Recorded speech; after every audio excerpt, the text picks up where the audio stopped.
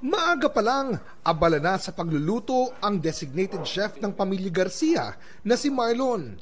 Ito'y para raw sa kanilang nakagawiang family salo-salo tuwing December 25. Mana ko to kay Erpat tsaka kay Ermat Pag mana na rin ng anak ko sa akin, masarap magluto Ang niluto ko, kare-kare, minudo, cordon bleu, lumpiang sariwa, lumpiang hubad. Yung iba pulutan papaitan, ganon. Siyempre, nakaalalay pa rin sa paghahanda ang mga OG ng mahigit 30 taong tradisyon, sina Lolo Max at Lola Coring Garcia. Natutunan namin sa magulang namin yung pakikipagkapwa namin. Yan lang talaga. Pinagpapasalamat ko sa lahat. Bago mag-alas 11 ng umaga, ayan na, isa-isa nang nagdadatingan ang mga kaanak. Siyempre, bago ang lahat, magmamano muna. Yung pagmamano, hindi nawala sa amin. Mano ng apo, mano talaga. Sa ganitong pagtitipon, di raw nawawala ang mga palaro at pasiklaban. Ang mga apo, bigay todo sa pagyugyug. Why not?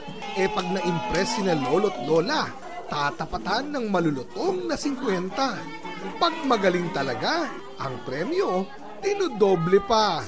Kaya tuloy, pati mga not so young, join na rin. Yung bata nagpapasaya sa bahay Yung mga apo na. Yung maingay, nagtatawanan, Pagka kasama mo, mga bata, siyempre parang feeling mo, bata ka rin, Pagdating sa kainan, di pwedeng may maiiwan. Dapat, kumpleto, bago sumubo. Yun nga lang, di mawawala ang mga tito-tita hirits na marami ang allergic. Ang pinaka-allergic ako, yung kailan kayo ikakasal, ganon. Kailangan magkakajawa ulit. Masakit. Mag-3 taon na mula Parang addict daw, para daw po akong addict. Pero yun, nananaba, ganyan. Lalong gumaganda, ganon. Pero wala naman daw nagkakapikunan. Ang totoo nga raw, yung mga tampuhan sa ganitong salo-salo pa naaayos. Kung meron man mga hindi pagkakaintindihan na pag-uusapan ng mas maigi kapag nagkikita-kita yung buong pamilya, mas nagiging malinaw yung lahat kung may hindi man pagkakaintindihan noon. At ang highlight ng reunion, syempre, ang bigayan ng aguinaldo. Dahil po natutupad po yung mga gusto namin. At saka po nagsasama-sama po kami buong pamilya. Dahil po kapag Christmas po lagi po kami nagkakasama. No wonder pinakaabangan ng bawat kaanak ang reunion ito.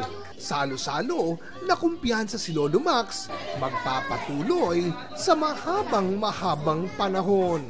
Kahit hindi mo na ituro yun, kung ano puno siyang bunga Para sa GMA Integrated News, Oscar Oida, nakatutok, 24 oras.